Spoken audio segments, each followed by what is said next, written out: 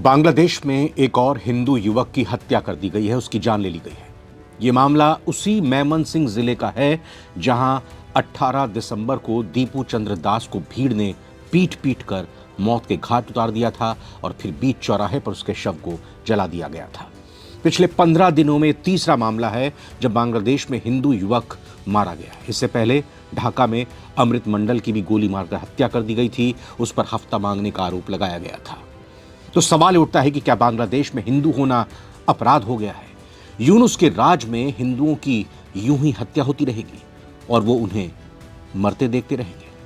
नमस्कार, आप नवभारत टाइम्स देख रहे हैं। मैं रविंद्र सिंह आपके साथ और ये वक्त आज सारी दुनिया का। पहले दीपू चंद्र दास, फिर अमृत मंडल और अब ब्रिजेंद्र बिस्वास। सिक्योरिटी गार्ड की नौकरी करता था ब्रिजेंद्र बिस्वास। बांग्लादेश में हिंदू निशाने पर है। 13 दिनों के अंदर ये 3 हत्याएं पड़ोसी देश की हकीकत बताती हैं। वैसे तो बांग्लादेश में अल्पसंख्यक हिंदुओं पर लंबे समय से हो रहे अत्याचारों की लंबी लिस्ट है, लेकिन दिसंबर का यह महीना वहां हिंदुओं के लिए किसी कयामत से कम नहीं रहा। दीपू चंद्र दास की बर्बरतापूर्ण हत्या से शुरू हुआ यह सिलसिला ब्रिजेंद्र बिस्वास तक जा पहुंचा है। फैक्ट्री के सिक्योरिटी में तैनात थे ब्रिजेंद्र। बांग्लादेशी मीडिया के मुताबिक भालुका उपजिला के मेहराबारी इलाके में सुल्ताना स्वेटर्स लिमिटेड फैक्ट्री मौजूद है।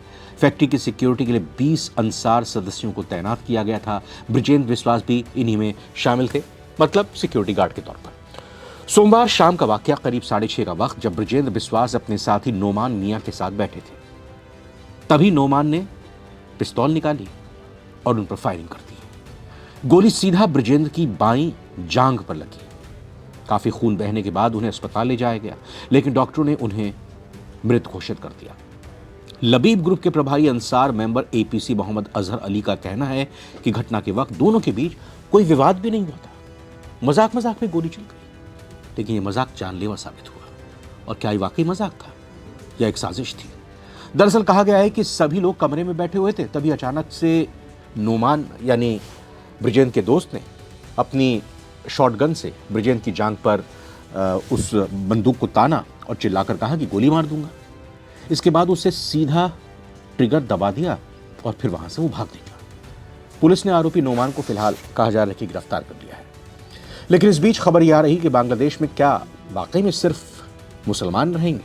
2 लाख हिंदुओं और बौद्धों को नरसंहार की क्योंकि खुली धमकी मिली है और सरेआम इसके बैनर पोस्टर बांग्लादेश की सड़कों पर चिपकाए गए हैं।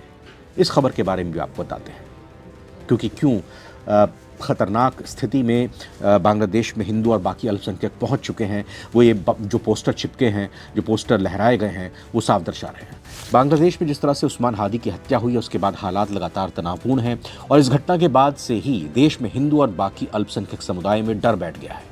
हाल ही में दीपू चंद्र दास की कथित तौर पर फर्जी ईश निंदा के आरोप में भीड़ की तरफ से पीट पीट कर हत्या किए जाने से यह डर और गहरा गया है। ताज़ा घटना जो आई है उसमें चटगांव के राउजान उपजिले में एक बैनर सामने आया, जिसमें हिंदू और बौद्ध समुदाय के 2 लाख लोगों को मारने की साजिश का दावा किया गया है। ये बैनर उस इलाके से बरामद हुआ जहां मंगलवार को हिंदू समुदाय के घरों में आगजनी की गई थी। फिलहाल पुलिस ने बैनर को जब्त कर दिया है।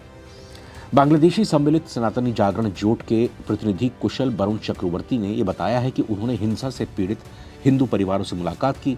उनके मुताबिक बैनर में लिखा हुआ था कि हिंदू और बौद्ध समुदाय को पूरी तरह से खत्म करने की योजना बनाई गई है और इसके लिए फंडिंग भी की गई है, पैसा इकट्ठा किया जा रहा है। इस पूरे मामले में इस्लामी कट्टरपंथी तत्व उस्मान हादी की हत्या के पीछे भारत का हाथ होने का बिना सबूत दावा करके अल्पसंख्यकों को अपने निशाने पर ले रहे हैं और ये उसी कड़ी का हिस्सा बताया जा रहा है। तो हिंदू और अल्पसंख्यकों का वजूद क्या वाकई में मिटा दिया जाएगा? स्थानीय मीडिया और पुलिस सूत्रों के हवाले से बताया जा रहा है कि बैनर में भड़काऊ और डराने वाली भाषा का इस्तेमाल किया गया था। बौद्ध और हिंदू समुदाय के करीब 2 लाख लोगों को मारने की साजिश का दावा किया गया। अल्पसंख्यक समुदायों के खिलाफ खुले तौर पर हिंसा की धमकी दी गई। इलाके को साफ करने और अस्तित्व खत्म करने जैसे शब्दों का इस्तेमाल किया गया। इस संदेश का मकसद डर फैलाना और सांप्रदायिक तनाव को भड़काना बताया जा रहा है। ये बैनर उसी क्षेत्र से मिला है, जैसा हमने बताया, जहां पर मंगलवार को ही हिंदू समुदाय के घरों में आग लगा दी गई, उन्हें जिंदा जलाने की कोशिश की गई। ऐसे में पुलिस ये मान रही है कि बैनर और आगजनी घटना आपस में जुड़ी हो सकती हैं, एक ही गुट का इसमें हाथ हो सकता है।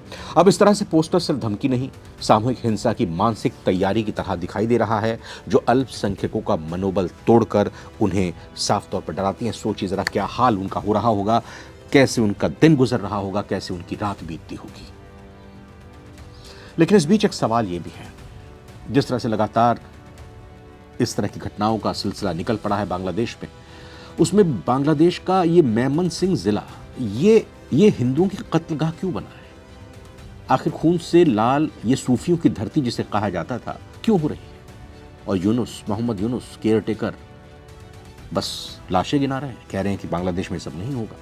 जरा समझने की कोशिश करते हैं कि मेमनसिंह जिले में ही आखिर क्यों हिंदुओं को मुख्य तौर पर टारगेट किया जा रहा है।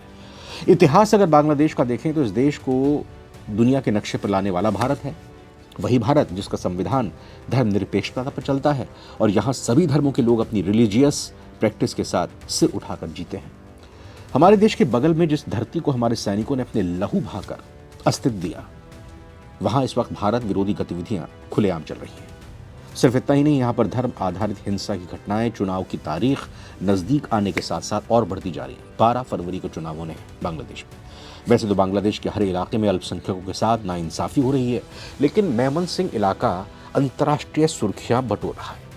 इस जगह की चर्चा एक बार फिर से होने लगी है, क्योंकि खालिदा जिया के मातम के बाद भी इस इलाके में एक हिंदू की हत्या हो गई, जैसा हमने आपको पहले बताया। पहले इस जगह पर दीपू दास नाम के एक फैक्ट्री मजदूर की बेरहमी से भीड़ ने पीट कर हत्या की थी। एक बार फिर यहीं एक 40 साल के हिंदू ब्रिजेंद्र बिस्वास को 22 साल के नोमान मियां ने गोली मार दी। आखिर क्यों हिंदुओं को टारगेट किया जा रहा है? मेमनसिंह का इतिहास ऐसा नहीं था। यह जिला बांग्लादेश का एक महत्वपूर्ण विभागीय मुख्यालय और सिटी कॉरपोरेशन है।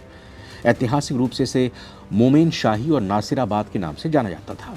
मुगल काल में इस इलाके का नाम एक सूफी संत मोमेन शाह के नाम पर पड़ा। वो कश्मीर के मशहूर सूफी संत थे, जिन्होंने अमन, शांति और सौहार्द का पैगाम दिया। और आज क्या हाल है हम देख रहे हैं। सुल्तान अलाउद्दीन हुसैन शाह के बेटे नासिरुद्दीन नसरत शाह के नाम पर इसे नसरत शाही या नासिराबाद कहा गया, जो समय के साथ साथ बदलकर मेमनसिंह हो गया।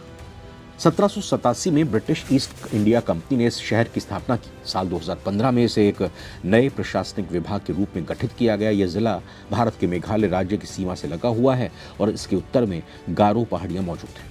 यहाँ गारो, कोच और हाजोंग जैसे आदिवासी समुदाय भी निवास रहते हैं। मेमनसिंह बांग्लादेश के सबसे घनी आबादी वाले इलाकों में से एक माना जाता है। 2022 की बात है, जब बांग्लादेश में जनगणना के मुताबिक मेमनसिंह जिले में धर्म के हिसाब से आबादी ही हिंदुओं के प्रति फैली हिंसा की मुख्य वजह है।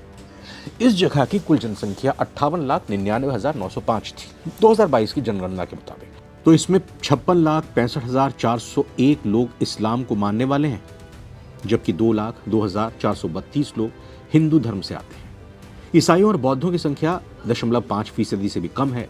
सीधा सा मतलब इसका यह हुआ कि मेमनसिंह जिले की आबादी में मुसलमान बहुमत यानी 96% और हिंदू अल्पसंख्यक समुदाय की हिस्सेदारी लगभग तकरीबन 3-4% के आसपास ही है।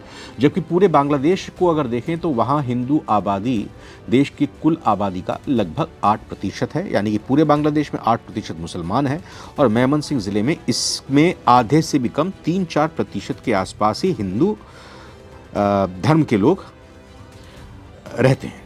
मेमनसिंह जिला अधिकांश रूप से मुसलमानों का क्षेत्र है, जबकि हिंदू समुदाय एक छोटे लेकिन मौजूदा अल्पसंख्यक समूह के रूप में रहता है। ऐसे में धर्म आधारित हिंसा के माहौल में यहाँ के हिंदुओं का टारगेट करना आसान है, जैसा कि दीपू दास की मॉब लिंचिंग के वक्त देखा गया। लाखों की संख्या में आई भीड़ ने 27 साल से दीपू दास को पीट कर मार डाला था और पुलिस कुछ भी नहीं कर पाई। अब इसी तरह से एक और मामला सामने ब्रिजेंद्र दास के तौर पर आया है।